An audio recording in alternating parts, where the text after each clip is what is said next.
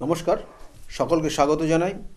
এই 2025 সাল পড়েছে। এই 2025-এর বেশ কিছু গুরুত্বপূর্ণ তিথি রয়েছে, যে তিথিগুলো আমাদের ক্ষেত্রে ভীষণ ভীষণ গুরুত্বপূর্ণ। সেই জন্য আগামী দিনে যে কুম্ভ মেলা অনুষ্ঠিত হতে চলেছে, এই কুম্ভ মেলা কিন্তু মহাকুম্ভ মেলা, এবং এই মহাকুম্ভ মেলা অনুষ্ঠিত হয় 12x12, অর্থাৎ 144 বছর পর পর। এবং এই কুম্ভ মেলার কী গুরুত্ব, কেন কুম্ভ মেলা নামকরণ হলো, এবং এই কুম্ভ মেলা কোথায় কোথায় হয়, এবং এই বছরের কোথায় কোথায় শুভ তিথি রয়েছে যেক্ষেত্রে কুম্ভ স্নান করা খুব একটা গুরুত্বপূর্ণ ক্ষণ, সেগুলো নিয়ে আজকের আলোচনা করব। প্রথম অবস্থায় দেখুন, হিন্দু শাস্ত্রের বিভিন্ন ক্ষেত্রে পুরাণতত্ত্ব বলছে যে, বিষ্ণু পুরাণে বিশেষ করে বলা হচ্ছে যে যখন দেবতারা শ্রীহারা হয়ে গেল অর্থাৎ তাদের সমস্ত কিছু হারিয়ে গেল, তার সঙ্গে সঙ্গে যখন রাক্ষসদেরও এরকম অবস্থা তৈরি হয়ে গেল, তারা তখন কিন্তু তাদের নিজের অন্ন পর্যন্ত জোগাড় করতে পারছিল না। তাদের ক্ষুধায় তারা ভীষণভাবে কষ্ট পাচ্ছিল। এমন একটা পরিস্থিতি অর্থাৎ দেবতারা এবং কিন্তু অসুর উভয়দের মধ্যে তৈরি হয়ে গেছিল, এবং সেটা অবশ্যই সেই মুনির অভিশাপে হয়েছিল।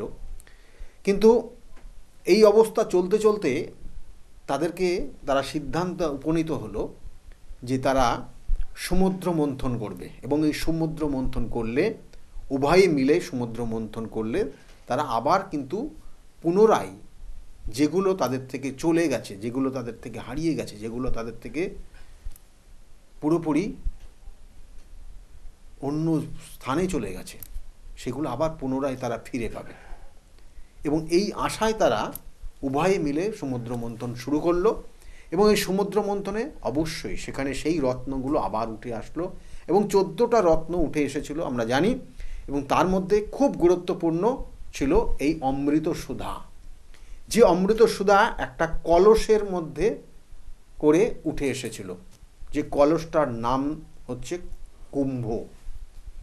সেই জন্য এই কলসের অপর নাম কুম্ভ বলা হয়। এবং এই কুম্ভ অর্থাৎ এই কলসের মধ্যে যে অমৃত সুধা উঠে এসেছিল, এবং সেটা পাওয়ার জন্য দেবতারাও যেমন অতিষ্ঠ হয়ে পড়েছিল, রাক্ষসরা বা কিন্তু অসুররাও কিন্তু অতিষ্ঠ হয়ে পড়েছিল কারা এটা পাবে, এবং এই নিয়ে তাদের মধ্যে একটা বিবাদ তৈরি হয়, তাদের মধ্যে এটা একটা দ্বন্দ্ব তৈরি হয়ে যায়। এবং সেক্ষেত্রে অনেকে ছদ্মবেশে সেখানে রাহু কেতুর অবস্থান, সেগুলো নিয়ে আজকের আলোচনা করছি না, কিন্তু এটা পাওয়ার জন্য যখন উভয় মিলে কার এটা প্রাপ্য এইটা নিয়ে যখন আলোচনায় বসলো, তখন কিন্তু সেই সময়কাল ছিল 12 দিন, যেটা আমাদের মনুষ্য জন্মে সেটা 12 বছরকে ইঙ্গিত করা হয়। এবং এইটাকে নিয়ে যখন একবার ওখানে ছুটে ছুটে বেড়াচ্ছে দেবতারা, এবং তখন কুম্ভটা অর্থাৎ অমৃত সুধা বা অমৃত কলসটা যখন বিষ্ণুর হাতে এসে পৌঁছালো, কিন্তু বিষ্ণুদেব অর্থাৎ ভগবান বিষ্ণু তিনি কিন্তু সেটাকে রক্ষা করার জন্য বিভিন্ন জায়গায় ছুটে বেড়াতে লাগলো, বা বিভিন্ন জায়গায় তার স্থান পরিবর্তন করলো।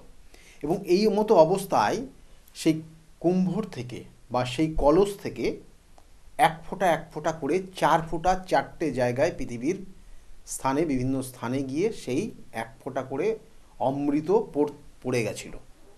এবং এই যে অমৃত যেখানে যেখানে পড়েছিল সেই জায়গাগুলো আমি নামগুলো একটু বলে দিই। বলছে একটা হচ্ছে নাসিক, একটা হচ্ছে উজ্জয়িনী, একটা জায়গা হচ্ছে প্রয়াগরাজ, আর একটা হচ্ছে হরিদ্বার। এই 4 জায়গাতে কিন্তু এই নির্দিষ্ট তিথি মেনে সেখানে কুম্ভ মেলা অনুষ্ঠিত হয়। কারণ ওই 4টে ফোঁটা, এক ফোঁটা মানে বিরাট ব্যাপার, এবং সেই জন্য আমরা ওই নির্দিষ্ট সময় গিয়ে ওই নির্দিষ্ট তিথি ধরে সেখানে আমরা পৌঁছাই, এবং সেখানে বিভিন্ন সাধু সন্ন্যাস ভালো এবং বিভিন্ন সাংসারিক মানুষ, তারা হয়তো জ্ঞানত বা অজ্ঞানত কোনো পাপ কাজ করেও হয়তো বসেছে, বা সেটা তারাও হয়তো জানে না, কিন্তু সেখানে গিয়ে নির্দিষ্ট ওই তিথিতে যদি সেই স্নান করে সেই গঙ্গা বক্ষে, বা সেখানে নির্দিষ্ট যে নদীগুলোর কানেকশান পাবে, আমি অবশ্যই আলোচনা করব যে কোন স্থানে কোন নদীর কানেকশান, এবং সেখানে গিয়ে স্নান করলে তারা বলে যে তাদের সমস্ত পাপ ধুয়ে যায় এবং তারা জীবন অমৃত হয়ে থাকতে পারে, আজীবন খুব ভালোভাবে থাকতে পারে এবং মানুষের উপকার এবং প্রশংসনীয় জায়গা তৈরি হয়। তাহলে এই হচ্ছে কুম্ভ মেলার নির্দিষ্টভাবে বৈশিষ্ট্যগুলো রয়েছে। এবং সেই জন্য আবার বলছি যে কলসে উঠে এসেছিল সেই কলসটাকে কুম্ভ বলেই এখানে আখ্যা দেওয়া হয়েছে। এবং দেখবেন যে কুম্ভ রাশিতে, আপনারা যারা জানেন যে আমাদের যে 12টা রাশি রয়েছে, 12টা রাশির মধ্যে কুম্ভ রাশিতে একটা কলসকে ইঙ্গিত করা হয়, যে কলস পরিপূর্ণ রয়েছে এবং খুব সাবধানে মাথায় করে একজন বা ঘাড়ে করে একজন সেটা একটা জায়গা থেকে আরেক জায়গায় নিয়ে যাচ্ছে। তাই কুম্ভ মেলা কখন কখন হবে, কোথায় কোথায় হবে, আমরা একটু আলোচনা করে নিই। প্রথম অবস্থায় দেখুন, কুম্ভ মেলা বলতে কি কি বোঝায় এখানে। বিশেষ করে প্রতি 4 বছর পর পর এই মেলা এই নির্দিষ্ট তিথিতে হয় এবং এটাকে বলা হয় কুম্ভ মেলা, 4 বছর পর পর। এবং এখানেও কিন্তু ওই যে নাসিক, উজ্জয়িনী, প্রয়াগরাজ এবং হরিদ্বার, এই 4 জায়গাতেই অনুষ্ঠিত হয় 4 বছর পর পর। আর অর্ধ কুম্ভ মেলা বলে একটা কুম্ভ মেলা হয়, সেটা কিন্তু 6 বছর পর পর হয় এবং সেটা বিশেষ করে কিন্তু প্রয়াগরাজ, অর্থাৎ প্রয়াগরাজেই কিন্তু ওই অর্ধ কুম্ভ মেলাটা অনুষ্ঠিত হয়। আর পূর্ণ কুম্ভ মেলা বলে অনুষ্ঠিত হয়, সেটা হচ্ছে 12 বছর পর পর হয় এবং সেটাও কিন্তু ওই সব জায়গাতেই হয়। আর মহাকুম্ভ মেলা, যেটা 12 বছর কুম্ভ সমাপ্তি, অর্থাৎ 12x12, অর্থাৎ এই রকম 12 বছর 12টা পূর্ণ কুম্ভ মেলা যখন অনুষ্ঠিত হবে, তারপরে যে কুম্ভ মেলাটা হবে, অর্থাৎ 12 বছরের মাথায়, মানে 12 বছর পর পর যে পূর্ণ কুম্ভ মেলা হয়, সেই পূর্ণ কুম্ভ মেলা এরকম যখন 12টা পূর্ণ কুম্ভ মেলা হবে, তার পরে যে অর্থাৎ সেই নির্দিষ্ট ক্ষণে যে কুম্ভ মেলাটা হবে সেটাকে বলা হয় মহাকুম্ভ মেলা। সেই জন্য বলা হচ্ছে এটা 144 বছর, 12x12, 144 বছরের মাথায় এই কুম্ভ মেলাটা অনুষ্ঠিত হয়, যেটা এই বছর এই 2025 সালে কিন্তু এই মহাকুম্ভ মেলা অনুষ্ঠিত হতে চলেছে এবং সেটা কিন্তু প্রয়াগরাজেই অনুষ্ঠিত হবে। এবং তার সঙ্গে সঙ্গে অন্য জায়গাও কিন্তু সেই কুম্ভ মেলা, অন্যান্য কুম্ভ মেলা যেমন হয় সেগুলো হবে। এবং এগুলো কোথায় কোথায় হয়, আমাদের ওই যে অমৃত সুধা, অমৃত যে 4 ফোঁটা পড়েছিল, যে 4টে সিটিকে ইন্ডিকেশন করলাম, 4টে শহরকে বললাম, এবং সেগুলো কোথায় অবস্থিত সেগুলো একটু নিয়ে আলোচনা করি, অবশ্যই করব। এবং এটা বলছে যে প্রথম উত্তরপ্রদেশ, বলছে উত্তরপ্রদেশের যমুনা, গঙ্গা, যমুনা এবং পৌরাণিক আরেকটা নদী হচ্ছে সরস্বতী, এই সরস্বতীর তীরে কিন্তু যে সঙ্গম স্থল, সেখানে এই প্রয়াগের মেলা অনুষ্ঠিত হয়, যেটা কুম্ভ মেলা। এবং এখানে 4 বছর পর পর যেমন হয় এবং তার সঙ্গে সঙ্গে 12 বছর পর পরও এখানে হয়। এবং এই বছর 2025-এ এখানে মহাকুম্ভ মেলা অনুষ্ঠিত হতে চলেছে এবং বিশাল সমারোহে। এবং এটা কবে থেকে কোন পর্যন্ত চলবে সেটাও আমি আপনাদেরকে পরবর্তীতে বলছি। এবং নেক্সট হচ্ছে আরেকটা জায়গা, যেটা হচ্ছে হরিদ্বার, এবং সেখানেও গঙ্গার তীরবর্তী জায়গায়, অর্থাৎ যেমন প্রয়াগরাজে 3টে নদীর সঙ্গম স্থলে হয়, যেটাকে অনেক সময় ত্রিবেণী স্থান বলা হয়, এবং এটা সবথেকে গুরুত্বপূর্ণ একটা স্থান। এবং এখানে বিশেষ করে এই সরকার, এখানকার সরকার কিন্তু ভীষণভাবে এটাকে মানে খুব সুন্দর রক্ষণাবেক্ষণার সঙ্গে আরম্ভ করে সমস্ত রকমের ফেসিলিটি দিয়ে এই অনুষ্ঠান, এই মেলাটাকে অনুষ্ঠিত করে। যেমন আমাদের এখানেও যেমন গঙ্গাসাগর মেলা অনুষ্ঠিত হয়, সেইভাবেই কিন্তু এটা অনেকটা এরিয়া নিয়ে এই প্রয়াগরাজে কিন্তু অনুষ্ঠিত হয়। এবং এর সঙ্গে সঙ্গে হরিদ্বার, এবং হরিদ্বারেও বলছে গঙ্গার তীরে কিন্তু এই মেলা অনুষ্ঠিত হয়। এবং এই হরিদ্বারে কুম্ভ মেলা প্রতি 12 বছর অন্তর অনুষ্ঠিত হয় এবং প্রতি 6 বছর পর পরও কিন্তু এই অর্ধ কুম্ভ মেলাও কিন্তু এখানে অনুষ্ঠিত হয় এই হরিদ্বারের এবং এই গঙ্গার তীরবর্তী জায়গা, যেটা এই বছরেও কিন্তু সেখানে অনুষ্ঠিত হবে। এবং এরপরে বলছে নাসিক, বলছে মহারাষ্ট্রের গোদাবরী নদীর তীরে অবস্থিত এই নাসিক, এবং এই কুম্ভমেলা প্রতি 12 বছর পর পর কিন্তু এখানেও কিন্তু অনুষ্ঠিত হয়।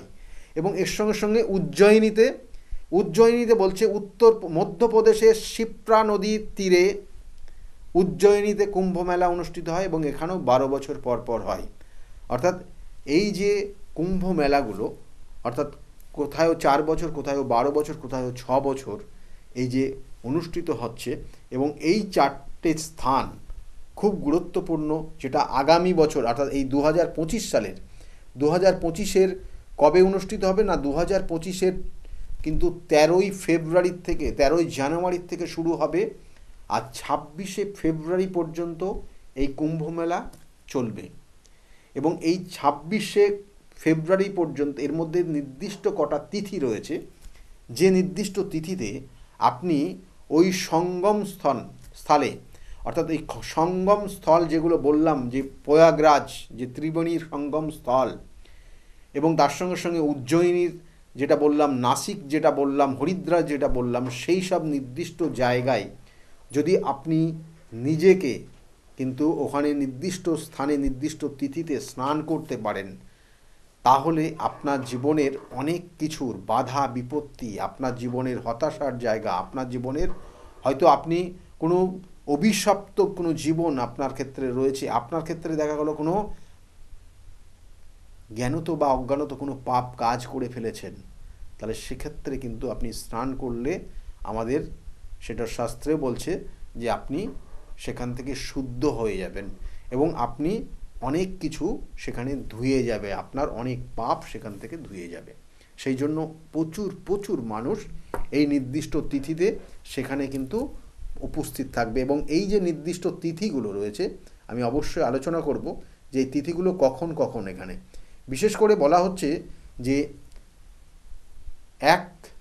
13 তারিখ রয়েছে, 13ই জানুয়ারি, 13th জানুয়ারি, সেখানে হচ্ছে এই নির্দিষ্ট তিথিটা, যেটা বলা হচ্ছে পৌষ মাসের পূর্ণিমা তিথি শুরু হবে, এবং তারপরের দিন মকর সংক্রান্তির তিথি 14 তারিখ, এবং এরপরে যেটা আপনি পাবেন 3 তারিখ, অর্থাৎ 3 তারিখে কি না, 3 তারিখে হচ্ছে বাসন্তী পঞ্চমী, এবং এইটা সোমবার পড়েছে ফেব্রুয়ারি মাসের 3 তারিখে, এবং তারপরে হচ্ছে ফেব্রুয়ারি মাসের 4 তারিখে পড়েছে, সেখানে কিন্তু একটা এখানেও বলবো ফেব্রুয়ারি মাসের একটা 4 তারিখে, সেখানেও কিন্তু এটাও খুব জাগ্রত, এবং 13ই ফেব্রুয়ারি হচ্ছে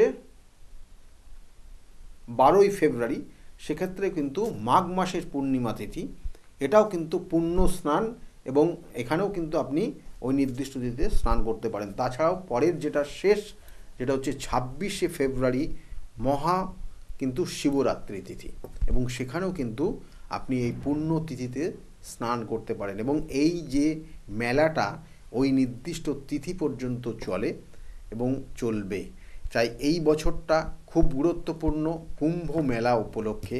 এই যে কুম্ভ মেলা নিয়ে আমি আলোচনা করলাম যে কুম্ভ মেলাটা কোথায় কোথায় অনুষ্ঠিত হয়, এবং এই নির্দিষ্ট স্থানগুলো দেখবেন যে এই যে নির্দিষ্ট তিথিগুলো বললাম, ডেটগুলো বললাম, খুব খুব গুরুত্বপূর্ণ।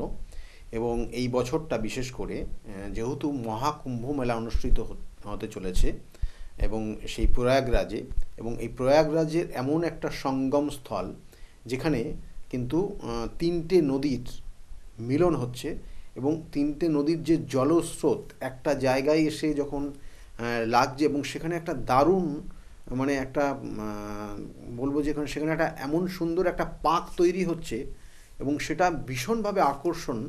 এবং তার সঙ্গে সঙ্গে আপনি যখন ওইখানে স্নান করবেন ওই নির্দিষ্ট তিথিতে গিয়ে, তখন বলা হচ্ছে যে আপনার মধ্যেও ওই যে গঙ্গার যে যমুনা, এবং তার সঙ্গে সঙ্গে বিশেষ করে সরস্বতীর যে স্নানের, অর্থাৎ সেখানে আপনার সেই জলের আপনার স্নানে আপনি পরিশোধিত হয়ে যাচ্ছেন। এবং তার সঙ্গে সঙ্গে কুম্ভমেলার যে বৈশিষ্ট্য রয়েছে সেটাতে অবশ্যই সেখানে রয়েছে, এবং সেখানে বলা হচ্ছে যে হাজার হাজার মানুষ, মানে হাজার হাজার মানুষ, এবং সেটার একটা বিরাট এরিয়া নিয়ে এই মেলা কিন্তু অনুষ্ঠিত হয়, বিরাট এরিয়া নিয়ে। এবং সেখানে বিভিন্ন সাধু সন্ন্যাস, এবং তার সঙ্গে সঙ্গে অঘরী, বিশেষ করে যারা অঘরী রয়েছেন, তারাও কিন্তু ওই সময় গিয়ে ওখানে স্নান করেন এবং ওই নির্দিষ্ট তিথিতে। এবং এটা বিশেষ করে এই বছরে যেমন শুরু হচ্ছে 13 তারিখে, অর্থাৎ 13th জানুয়ারির থেকে শুরু হচ্ছে এবং 26 ফেব্রুয়ারি কিন্তু শেষ হচ্ছে। সুতরাং এই নির্দিষ্ট তিথির মধ্যে বেশ কিছু ডেটগুলো বললাম, সেগুলো সব থেকে গুরুত্বপূর্ণ এবং সব থেকে এই নির্দিষ্ট সময় গিয়ে তারা ওখানে উপস্থিত হচ্ছে এবং তারা স্নান করছে এবং তাদের যে বিভিন্ন ক্রিয়াগুলো সেখানে সারছে। তাহলে এখানে এর সঙ্গে সঙ্গে কী কানেকশান, জ্যোতিষশাস্ত্র কী বলছে? এখানে জ্যোতিষশাস্ত্রে বলা হচ্ছে, দেখুন এই জ্যোতিষশাস্ত্রের কিছু কানেকশান রয়েছে। আমি যেমন বললাম 12 বছর পর পর এই কিন্তু মহাকুম্ভ মেলা বা এই অর্ধ কুম্ভ মেলা অনুষ্ঠিত হয়। তাহলে এই 12 বছর পর পর কেন হয়, এখানে 12 বছর কেন উল্লেখ করা হলো? কারণ এখানে বিশেষ করে বলা হচ্ছে, দেখুন এখানে কয়েকটা জিনিস বলছে। পূর্ণ কুম্ভ মেলা আয়োজিত হতে 12 বছর, অর্থাৎ একটা কুম্ভ মেলার থেকে আর একটা কুম্ভ মেলাতে যেতে 12 বছর সময় লাগে, 12 বছর পর পর হবে। কেন হবে? কারণ এখানে বৃহস্পতি, অর্থাৎ এই বৃহস্পতি যখন বৃষ রাশিতে গিয়ে অবস্থান করে এবং এই বৃহস্পতি বৃষ রাশিতে এখানে অবস্থান করছে, এখানে বৃহস্পতির যে কানেকশন, বৃহস্পতি হচ্ছে দেবগুরু বৃহস্পতি, এবং সেখানে আর কে অবস্থান রয়েছে কার না, সেখানে অবস্থান রয়েছে শুক্র, অর্থাৎ তার সেই বৃষ রাশির যে অধিপতি হচ্ছেন তিনি শুক্র। তাহলে শুক্র হচ্ছে রাক্ষসদের কিন্তু গুরু, তিনি হচ্ছেন শুক্র, এবং দেবতাদের গুরু হচ্ছেন বৃহস্পতি। এরা যৌথ কানেকশন পাচ্ছে ওই বৃষ রাশিতে, এবং এই বৃষ রাশিতে যখন শুক্র যে বছর থাকবে সেই বছরে কিন্তু নির্দিষ্ট তিথি মেনে এই কুম্ভ মেলা অনুষ্ঠিত হবে। এবং এর সঙ্গে সঙ্গে রবি, অর্থাৎ রবি গ্রহ যখন কর্কট, অর্থাৎ রবি গ্রহ যখন ধনু রাশির থেকে যখন সে কুম্ভ রাশিতে গিয়ে অবস্থান করবে, মকর রাশিতে যাচ্ছে, ধনু রাশির থেকে মকর রাশিতে যখন অবস্থান করছে, এবং সেখানে কিন্তু এই কুম্ভ মেলা এই নির্দিষ্ট তিথির থেকে শুরু হয়ে যাচ্ছে, অর্থাৎ মকর যে সংক্রান্তি, সেই মকর সংক্রান্তি শুরু হচ্ছে, এবং সেখানে শনিদেব কি হচ্ছে, অর্থাৎ এখানে রবি শনির ঘরে গিয়ে অবস্থান করছে, এবং তার সঙ্গে সঙ্গে চন্দ্রেরও অবস্থান রয়েছে। এখানে এই যে কম্বিনেশনটা আমি কেন বললাম, কারণ গ্রহগত কানেকশন অনুযায়ী রবিকে পিতৃস্থানীয় দেখা হয়, অর্থাৎ পিতৃকারক গ্রহ বলা হয় রবিকে, আর চন্দ্রকে মাতৃকারক গ্রহ বলা হয়, আর গুরু অর্থাৎ বৃহস্পতিকে গুরুর স্থানীয় রাখা হয়। অর্থাৎ এই তিনটে গ্রহই কিন্তু একটা জাতক জাতিকার গুরু স্থানকে দখল করে রেখেছে। তাই এরা যখন নির্দিষ্ট স্থানগুলো দেখবেন যে প্রত্যেকটা গ্রহরই কিন্তু যে অবস্থান পাচ্ছে পুরোটা তার অ্যান্টি ঘরে গিয়ে অবস্থান করছে, এবং এই সময়টাই কিন্তু আমাদের এই চলে কি না এই কুম্ভ মেলা। এবং এই সময় কালে যে আপনি যে স্নান করছেন, যে আপনি আপনার নিজের যে পাপ সেইটা আপনি ওই স্নানের মাধ্যমে সেখানে ধুয়ে আসছেন, সেটা আপনি জ্ঞানত হোক অজ্ঞানত হোক, যে কাজই আপনি করুন না কেন।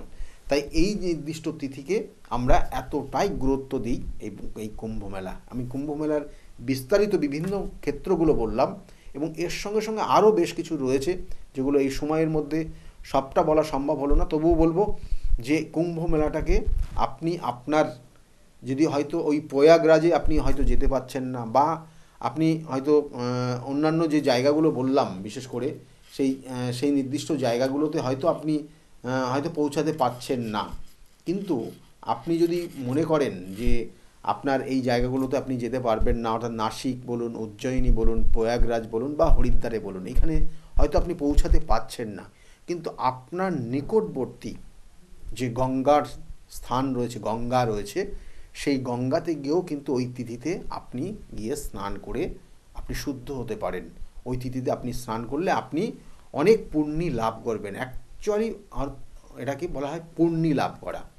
আপনি পুণ্যি লাভ করতে পারবেন ওই নির্দিষ্ট তিথিতে। হয়তো আপনি এমন জায়গায় আছেন সেখানে হয়তো গঙ্গা নেই কিন্তু কোনো নদী আছে, তাহলে সেখানে গিয়েও আপনি যদি ওই নির্দিষ্ট তিথিতে, যেটা একদম সমুদ্র যখন উঠছে, অর্থাৎ যখন বিশেষ করে বলা হচ্ছে যখন সূর্য সবে উঠছে, এবং সেটা বিশেষ করে যে নির্দিষ্ট তিথি তার আগে কিন্তু ৪৫ মিনিট আগে যদি আপনি সেখানে গিয়ে স্নান করতে পারেন, তাহলেও কিন্তু আপনি পুণ্য স্নান করবেন।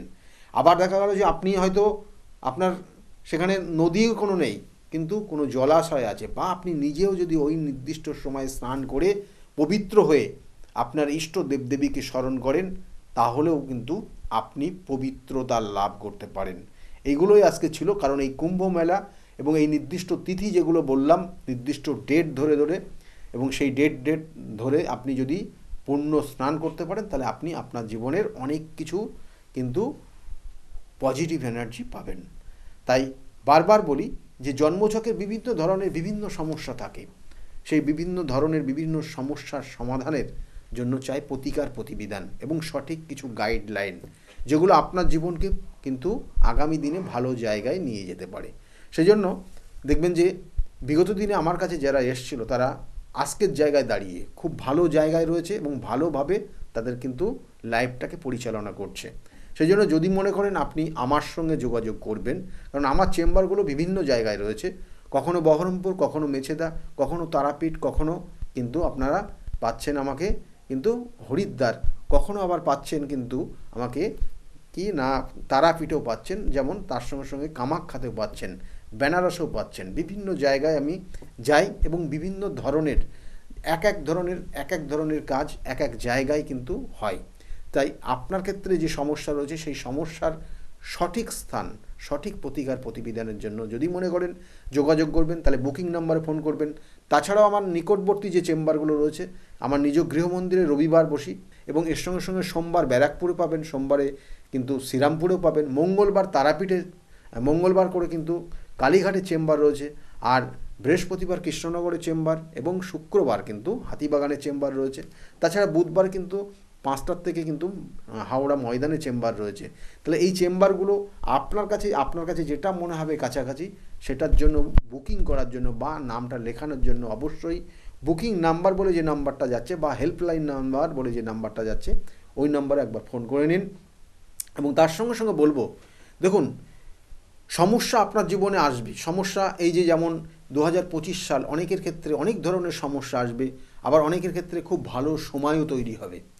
তার জন্য আমি আবার বলি, বারবার বলি যে সঠিক প্রতিকার, সঠিক বিধান, সঠিক প্রতিবিধান এবং সঠিক গাইডলাইন, আপনার জীবনে কখন ভালো আসতে পারে, কখন খারাপ আসতে পারে, এবং সেটাই সঠিক যদি গাইড করা যায়, তাহলে আপনি কিন্তু আপনার নির্দিষ্ট লক্ষ্যে অবশ্যই পৌঁছাবেন। যেমন বিগত দিনে যারা এসছিল, তারা আজকের জায়গায় দাঁড়িয়ে ভালো রয়েছে, তাদের মুখ থেকে শুনুন তারা কতটা ভালো রয়েছে, এবং আপনিও কিন্তু যে সমস্যার মধ্যে রয়েছেন সেখান থেকে বেরিয়ে আসতে পারবেন, যদি তার প্রতিকার প্রতিবিধান সঠিকভাবে দেয়া যায়। তাই শুনতে থাকুন বিগত দিনে যারা এসেছিল তারা কতটা ভালো রয়েছে। আজকের মতো এই পর্যন্তই, সকলে ভালো থাকবেন, নমস্কার। ডক্টর গৌতম শাস্ত্রী আর 5 জন অ্যাস্ট্রোলজারের থেকে কেন তিনি আলাদা? স্বাভাবিকভাবে আপনাদের মনে এই প্রশ্ন আসতেই পারে। দূর দূরান্ত থেকে নানান সমস্যায় জর্জরিত মানুষ ছুটে আসে তার কাছে। গ্রহদোষ হোক কিংবা কাল সর্পদোষ, অথবা ধরুন মাঙ্গলিক দোষ কিংবা অন্য যে কোনো সমস্যা, তারা জানেন সব সমস্যা স্থায়ী সমাধানে এক এবং অদ্বিতীয় ডক্টর গৌতম শাস্ত্রী। চলুন আজ আপনাদের সাথে পরিচয় করিয়ে দিই এমন কিছু মানুষের, এবং শুনে নিই তাদের কথা। আমার বাবা 2021 সালে প্রথমবার স্যারের কাছে আসেন, আর মানে বাবার ব্যাপারে যে প্রেডিকশনগুলো করা হয়, মানে প্রত্যেকটা প্রেডিকশন প্রচণ্ড অ্যাকিউরেট ছিল। তারপরে তো বাবার বিভিন্ন কাজে মানে স্যার হেল্প করেছেন, যেগুলোতে রেমিডি দিয়ে প্রত্যেকটা কাজই তারপর মানে খুব আমরা ফলও পেয়েছিলাম। তারপর মা আমায় নিয়ে আসে, আমার ব্যাপারেও স্যার যে প্রত্যেকটা প্রেডিকশন করে প্রত্যেকটাই এতটাই অ্যাকিউরেট ছিল, মানে অনেকটা অবাক করার মতোই অ্যাকিউরেট ছিল। আর মানে মনে হয়েছিল আরও আগে আসলেই ভালো হতো, আরও অনেক কিছু বেটার হতে পারতো। কিন্তু তারপরে যখন রেমিডি নেওয়ার পরে আর প্রচণ্ড অনেক রকম ফল পেয়েছি আমি, আমার মা, আমার বাড়িরও সবাই এসেছে, মানে সবাই অনেক ভালো ফল পেয়েছি। আর মানে স্যার শুধুমাত্র ফলের দিক থেকেই না, এখানে এসে পুজো দিয়ে স্যারের ব্যবহারও খুব ভালো। আর মানে প্রত্যেকটা জিনিসের ক্ষেত্রে তিনি মানে খুব অ্যাটেন্টিভ, খুব ভালোভাবে শোনেন, প্রত্যেকটা জিনিসের সেভাবেই সলিউশন দেয়। তো আমি এসে তো খুব ভালো ফল পেয়েছি। আপনারা যদি দেখে থাকেন, আসবেন, মানে অবশ্যই ফল পাবেন। স্যারের কাছে আমি 2019 সাল থেকে আসছি। তো আমি স্যারের কাছে এসে আমি স্যারের যা প্রেডিকশন ছিল সবগুলোই মিলে গেছে এবং হুবহু আমার কিছু না বলার আগেই উনি সব কিছু বলে দিয়েছিলেন। তাই জন্য আমি ফল পেয়েছি বলে আমি ওনার কাছে এত দূর কাঁচরাপাড়াতে এসেছি। দাদার কাছে এসে আমি আমার নিজের সংসারের যা দায়িত্ব ছিল, অসুবিধা ছিল, সেই সবগুলোও আমি পেয়েছি। কি কাজকর্ম ছিল না, সেই সব কাজকর্মগুলোও আমি নিজের হাতে পেয়েছি, সব কিছু পেয়েছি। যা যেখান থেকে যা আমি ঋণ করেছিলাম সেগুলোও আমি আজ শোধ করতে পেরেছি। নিজেকে অনেক সংসার থেকে আমি মুক্ত হতে পেরেছি সব কিছু করে। আমি সোমনাথ মজুমদার কল্যাণীতে থাকি। আমি গৌতম বাবুর কাছে দীর্ঘদিন ধরে আসি। ওনার ব্যবহার, ওনার কার্যকরণ আমার জীবনের জন্য যথেষ্ট প্রভাব বিস্তার করেছে। বিশ্বাস করি, ভরসা করি এবং ভবিষ্যতে ওনার মত অনুযায়ী চলতে পারবো বলে। আপনার নাম? আমার নাম ছায়া গুপ্তা। কোথা থেকে আসেন? আমি ভদ্রেশ্বর থেকে এসেছি। এখানে এসে কোনো উপকার পেয়েছেন? প্রচুর উপকার পেয়েছি। আমার যে কোনো সমস্যা ছিল, সমস্যার সমাধান হয়েছে এবং আমি ছাড়াও আদার্স অন্য কারোকেও নিয়ে এসেছি, তারাও উপকার পেয়েছেন বা পাচ্ছেন। আগামীকালও যারা আসবেন তারা উপকার পাবেন। আপনাদেরকে অনুরোধ করছি, যার যে কোনো সমস্যা আছে এসে গৌতম শাস্ত্রীর সঙ্গে যোগাযোগ করুন। আপনার নাম? আমার নাম সুচিত্রা দাস। আমি পায়রাডাঙ্গা থেকে এসেছি। এখানে কিভাবে এলেন? এখানে একজন আমাকে খবর দিয়েছিল, আমার সঙ্গে চেনা পরিচিত, সে এসেছিলেন। তা আমাকে বললো যাও, এখানে গেলে কাজ হবে। তার সূত্র ধরেই আসা এখানে। উপকার পেয়েছেন? হ্যাঁ, আমি এসেছি আমার 2 ছেলের জন্য, আমার নিজের জন্য আছি, ভালো আছি। তার মানে আপনি যার রেফারেন্সে এসেছেন তিনি প্লাস আপনি, আপনারা সবাই উপকৃত হয়েছেন, তাই তো? হ্যাঁ, উপকৃত আছি। আপনার নাম? কোথা থেকে এসেছেন? শিবানী কর্মকার। আমি এই দমদম অঞ্চল থেকে এসেছি, মানে বাঙুর থেকে এসেছি। এখানে কিভাবে জানতে পারলেন? আমি ফেসবুকের মাধ্যমে জানতে পেরেছি ডক্টর গৌতম শাস্ত্রীর কথা। উনি হাতিবাগানেও বসেন, সেখানেই আমি গিয়ে যোগাযোগ করেছি আর কি। যোগাযোগ করার পর আমি ওনার বাড়ি কাঁচরাপাড়ায় এসেছি ওই রটন্তী কালী পুজোর উপলক্ষে পুজো পাঠে যোগদান করার জন্য। আমার এসে বেশ ভালো লেগেছে। ওনার এখানে সবাই কি বলবো, ভক্তি সহকারে মানে নিজের ওনার উনি যা বলেন মোটামুটি ভালোই উপকার হয় মানুষের। শুনেই আমি এসেছি। আমিও প্রথম এলাম, এসে দেখছি চারিদিকে জনসমুদ্র, থেকে খুব ভালো লাগছে। আশা করি আমি যে উদ্দেশ্য নিয়ে এসেছি সেটা নিশ্চয়ই কার্যকরী হবে, এই আশা রাখি আর কি ডক্টর গৌতম শাস্ত্রীর কাছে। নমস্কার, আমি শর্মিষ্ঠা। আমি দীর্ঘ 5 বছর ধরে গৌতমদার কাছে আসি। আমি যখন প্রথম এখানে এসেছিলাম, আমার ব্যবসায় প্রচণ্ডভাবে ক্ষতি হয়েছিল, কোনো উন্নতি ছিল না, নেগেটিভিটি আর ডিপ্রেশন আমাকে ঘিরে ধরেছিল। তো এক আত্মীয়র কথা শুনে আমি এখানে আসি। আসার পর দাদা আমাকে যে অ্যাডভাইসগুলো করেছিল এবং যে উনি ক্রিয়াগুলো আমায় করতে বলেছিল, সেগুলো আমি করার পর খুব ভালোভাবে উপকার পাই।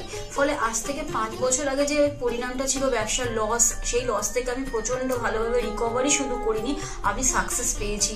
এরকম অনেক সময় হয়েছে যে দাদা আমাকে বলেছিল যে এগুলো করলে ভালো হবে না বা এটা করো না, আমি না শুনে নিজের মতন করে করেছিলাম। ফলে সেখানেও আমার ক্ষতি হয়েছিল। এই ক্ষতি হওয়ার পর থেকে উনি যখনই আমাকে যা বলে আমি সেইগুলোই আমি শুনে চলি এবং প্রত্যেকটা পদে পদে তার প্রমাণ মেলে সাকসেসের মাধ্যমে। আমার সাকসেস হওয়ার পর আমি আমার বন্ধুদেরও এখানে রেফার করেছি, যাদের পার্সোনাল এবং প্রফেশনাল লাইফে যে সমস্ত প্রবলেম ছিল তারা সেগুলোর থেকে রিকভার করে বেরিয়ে এসছে, খুব উন্নতি লাভ করেছে। এই সমস্ত ঘটনা আমাদের এবং আমার বন্ধু বান্ধবের জীবনে এতটাই একটা পজিটিভ সাইন এনেছে, আমি এবং আমার বন্ধু এবং আমার আত্মীয়রা সবাই আমরা ডক্টর গৌতম শাস্ত্রীর কাছে আমরা সবাই উপকৃত লাভ করি এবং আমরা ডক্টর গৌতম শাস্ত্রীর কাছে অসংখ্য ধন্যবাদ জানাই, উনি আমাদের এত সুন্দরভাবে অ্যাডভাইস করে থাকেন বলে। আমি কস্তুরী সরকার, আমি কাঁচরাপাড়া থেকে আসছি। আমাকে মা ক্লাস 12-এ ডক্টর গৌতম শাস্ত্রীর কাছে নিয়ে আসে। তো সেখানে আসার পর আমাকে ডক্টর গৌতম শাস্ত্রী কিছু রেমেডি দেন, তো আমার খুব সাহায্য হয় তাতে। তারপর আমার পড়াশোনা কমপ্লিট করার পর কাকু বলেন যে আমাকে গ্র্যাজুয়েশন আর ITI করার জন্য। তো সেখানে করে আমি ভালো ফল পেয়েছি। তারপর আমার চাকরি লাইনে আসা, তো ডক্টর গৌতম শাস্ত্রী বলেন যে আমি এই মাসের মধ্যে একটা ভালো চাকরি পাবো, তো সেটা 1 মাসের আগেই আমি পেয়ে গেছি। তো আজকে সেটাই জানাতে এসেছি কাকুকে যে আমি চাকরি পেয়েছি। তো আপনারাও যদি আসতে চান, ভালো ফল পেতে চান, কাকুর সাহায্য পেতে চান, তো আপনারাও আসুন। আশা করি আপনারাও ভালো ফল পাবেন এবং সাহায্য পাবেন। নমস্কার। নমস্কার, আমি জয়িতা গুহ। আমি গত এপ্রিল মাস থেকে খুব সমস্যায় পড়েছিলাম। আমার কাজের দিক থেকে সমস্যা ছিল, বসের সাথে এবং পারিপার্শ্বিক আমার যে কলিগরা ছিল তাদের সাথে খুবই সমস্যা জড়িত হয়েছিলাম। তো তারপরে সেই কাজটা আমি আর অবশেষে টিকিয়ে রাখতে পারিনি, সেটা আমাকে বাধ্য হয়েছিলাম আমি সেটা ছেড়ে দিতে। তারপরে একটা খুব আর্থিক দিক থেকে খুব ভেঙে পড়েছিলাম। তো সেই সমস্যায় জর্জরিত হয়ে বুঝতে পারছিলাম না কি করব। তো হঠাৎ একদিন টিভিতে প্রোগ্রাম দেখি ডক্টর গৌতম শাস্ত্রী, ওনার কথাবার্তা, ওনার যে উপাচারগুলো রয়েছে যেগুলো উনি বলেন প্রতিকার, সেগুলো শুনে আমার খুব ভালো লেগেছিল। তো ওনার সাথে এসে দেখা করি, আমার সমস্ত কথাবার্তা ওনার সাথে শেয়ার করি, প্রবলেমগুলো। তারপর উনি আমাকে দেখে আমাকে কিছু বলেন আমার ব্যাপারে, তো সেগুলো একদম হুবহু মিলে যায়। তো তারপরে উনি আমাকে রেমেডি সাজেস্ট করেন, তো আমি সেই রেমেডিটা নিই, আমি ধারণ করেছি। তো ধারণ করার পর আমি আস্তে আস্তে নিজের মধ্যে একটা চেঞ্জ দেখতে থাকি। তো এবং আমি গত আগস্টের 27 তারিখে একটা জব পেয়েছি যেটা আমার মনের মতো। এখানে আমার ডেজিগনেশান, আমার স্যালারি, আমার মনের মতো লোকেশান আমি এখানে পেয়েছি, মানে এটাতে আমি বিশেষভাবে আপ্লুত। তো সের জন্য অসংখ্য ধন্যবাদ ডক্টর গৌতম শাস্ত্রীকে। আমি প্রসেনজিৎ দাস, আমার বাড়ি কাঁচরাপাড়া। আমি ডক্টর গৌতম শাস্ত্রীর দেখেছিলাম টিভিতে, ওখান থেকে দাদার ফোন নাম্বার নিয়ে দাদা বাড়িতে আমি আসি, এসে দাদাকে আমার সমস্যার সমাধান বলি। আমার একটা সমস্যা, প্রচুর বড় সমস্যা ছিল, সেটা হচ্ছে আমাদের বাড়ি ঘরের সমস্যা ছিল, অনেক বছর ধরে সমস্যা ছিল, সেটা দাদা ঠিক করে দিয়েছে। এখন সেটা আমি বাড়ি করতেও চলেছি। তার সাথে সাথে আমার ব্যবসা বাণিজ্য কিছুই করতাম না, এমনি একটা নর্মাল কাজ করতাম। কাজ করার পর আমি এখন ব্যবসা বাণিজ্য উন্নতি হয়েছে, প্লাস দাদা যে প্রতিকারগুলো দিয়েছে সেগুলোকে আমরা এক্সপেক্ট করেছি। দাদার সাথে খুব ভালো ব্যবহার হয়েছে। এখন আপনারাও আসুন, এসে দাদাকে সমস্যা সমাধানের কথাগুলো বলুন, দাদা অবশ্যই আপনার সমাধান করে দেবে। ডক্টর গৌতম শাস্ত্রীর চেম্বারে আপনি কতদিন আসছেন? আমি প্রায় 2.5-3 বছর ধরেই এখানে মানে রেগুলারলি আসছি। মোটামুটি আমার যখনই অসুবিধা হচ্ছে আমি তখনই চলে আসছি। আপনি কোন চেম্বারে দেখিয়েছেন? আমি এখানকার কাঁচরাপাড়া চেম্বার। কাঁচরাপাড়া চেম্বারে দেখিয়েছেন, মানে আপনি যে সমস্যাটা নিয়ে এসেছেন ওটা কি আপনার কিওর হয়েছে? হ্যাঁ, আমি প্রথমে যে সমস্যাটা, পড়াশোনার সমস্যা নিয়ে প্রবলেমে পড়ে ওনার কাছে এসেছিলাম, তা মোটামুটি আমার যত দিন যাচ্ছে ইমপ্রুভ হচ্ছে। না, আপনার কাজ এটাই বলতে চাইছেন তো? Thank you. আমার নাম অয়ন দাস, আমি শ্রীরামপুর থেকে আসছি। আমি বেসিক্যালি এখানে এসেছিলাম গত 1 বছর আগে আমার পড়াশোনা এবং কাজবাজের জন্য। এর আগে আমি অনেক জায়গায় গিয়েছিলাম, অনেক অ্যাস্ট্রোলজার দেখিয়েছিলাম, কিন্তু সেখানে আমি সমস্যার সমাধান পাইনি। তো ওনার প্রোগ্রাম টিভিতে চলে, আমি সেখানে দেখেছিলাম, দেখে এবার ওনার সাথে যোগাযোগ করি। যোগাযোগ করার পর ওনার চেম্বারে আসে, ওনাকে সমস্তটা বলি। তো বলার পর আস্তে আস্তে অনেকটা আমি উপকৃত হয়েছি। কিছুটা আমার যেমন অবস্থাটা খারাপ হয়ে গেছিলো যতটা, তার থেকে অনেকটাই বেটার আছি। আশা করব ভবিষ্যতে এর থেকেও ভালো ফল পাবো। আমি আপনাদের অনুরোধ করবো আপনারা এসে দেখতে পারেন, যাদের অনেক সমস্যা চলছে এখানে এসে একবার কন্ট্যাক্ট করুন। ওনার শো চলতে থাকে টিভিতে, ওখান থেকে যোগাযোগ করতে পারেন ওনার সাথে, অবশ্যই আপনারা ফলাফল পাবেন। নমস্কার, আমি পিয়ালি মণ্ডল বলছি। আমি গত ছ মাস ধরে খুব সমস্যার মধ্যে ছিলাম, এত সমস্যার মধ্যে ছিলাম যে আমি কি করব ঠিক করতে পারছিলাম, ভীষণ ডিপ্রেশনের মধ্যে চলে গেছিলাম। তো এই সময় আমার এক ফ্রেন্ড ডক্টর গৌতম শাস্ত্রীর কথা বললেন যে ওনার কাছে যেতে পারিস, ওনার কাছে গেলে তো সমস্যাগুলো হয়তো সমাধান উনি করে দিতে পারে। তো আমি ওর ফ্রেন্ডের কথা অনুযায়ী একদিন ডক্টর গৌতম শাস্ত্রীর কাছে এলাম। ডক্টর গৌতম শাস্ত্রীর কাছে আসার পরে তো আমার সমস্যাগুলো বলার আগে উনি দেখেই আমাকে আমার সমস্যাগুলো সব বলে দিল যে কী হবে, কী হচ্ছে না হচ্ছে, আমি কিসের জন্য এত সমস্যার মধ্যে রয়েছি। তো উনি বললো যে সঠিকভাবে যদি একটি রেমেডি ধারণ করা যায় তাহলে হয়তো সমস্যার সমাধানগুলো হতে পারে। তো আমি ওনার কথায় অনুযায়ী সঠিক রেমেডি ধারণ করলাম। রেমেডি ধারণ করার পরে দেখলাম যে আমার সমস্যাগুলো আস্তে আস্তে সমাধান হয়ে যাচ্ছে। তো আমরা এখন আগের থেকে অনেক ভালো আছি, ভীষণ ভালো আছি, ভীষণ ভালো রাখছি, পরিবারও সবাই ভালো আছে। আমার যে সমস্যাগুলো হচ্ছিল সেগুলো আর হচ্ছিল না। তো উনি আমার অনেক উপকার করেছেন, গৌতম শাস্ত্রী, ডক্টর গৌতম শাস্ত্রী আমার অনেক উপকার করেছেন। তো আমি চাইবো যে আপনারাও আসুন, আপনারা এসেও আপনাদের সমস্যাগুলো বলুন যে আপনাদের কী কী সমস্যা হচ্ছে না হচ্ছে, যাতে আপনাদের পাশেও উনি দাঁড়াতে পারে, আপনাদের সমস্যাগুলো যাতে উনি সমাধান করতে পারে। আমি চাইবো যে আগামী দিনগুলোতেও ডক্টর গৌতম শাস্ত্রী যেন আমার পাশে এরকমভাবে থাকে, আমার সমস্যাগুলো যেন সমাধান করতে পারে। আমি আর অসংখ্য অসংখ্য অসংখ্য ধন্যবাদ জানাই ডক্টর গৌতম শাস্ত্রীকে যে উনি এইভাবে আমার পাশে থেকেছেন, আমাকে আজকে সমস্যার সমাধান করেছেন। তো অসংখ্য অসংখ্য অসংখ্য ধন্যবাদ। শুনলেন তো, এনাদের প্রত্যেকের আশা, ভরসা এবং বিশ্বাসের একটাই নাম, ডক্টর গৌতম শাস্ত্রী, যার সম্পর্কে আমরা এত কিছু শুনলাম। চলুন এবার দেখে নিই তিনি কি বলছেন। আজকের যে ফিডব্যাক আপনারা পাচ্ছেন, এগুলো কিন্তু আমার সবটাই আমার গুরুদেবের আশীর্বাদ। কারণ গুরুদেব আমাদেরকে একটাই জিনিসই বলেছিলেন যে যেভাবেই হোক মানুষকে উপকার করলে তোমার কিন্তু আগামী দিনে দেখবে তোমার মানুষ কিন্তু তোমার পাশে এসে দাঁড়াবে। এবং সেইভাবেই আমি কিন্তু যেভাবে সকলের উপকার বা আমি যতটা কাজ করছি সকলে উপকৃত হচ্ছে, এবং এর জন্য আমিও কিন্তু খুব আনন্দ পাই যখন তারা বলে যে না দাদা, আমি আপনার এই কারণে এই জন্য এসেছিলাম, এই কাজটা আমি পেয়ে গেছি। সুতরাং আমিও চাই যে এইভাবে মানুষের পাশে থেকে মানুষকে সহযোগিতা করে মানুষকে আরও ভালো জায়গায় পৌঁছে দেওয়া। যাদের খুব দুঃখের মধ্যে, কষ্টের মধ্যে আছে, তাদেরকে কিছুটা গাইড করে তারা যদি আরও ভালো জায়গায় যেতে পারি এবং ভালো জায়গায় তাদেরকে যদি নিয়ে যেতে পারি, এটাই হচ্ছে আমার মেন উদ্দেশ্য। অর্থাৎ তারা যদি আরও ভালো জায়গায় যেতে পারে, সেখান থেকে যে আনন্দ উপভোগ করতে পারবো আমি, সেটা কিন্তু চিরস্থায়ী থেকে যাবে।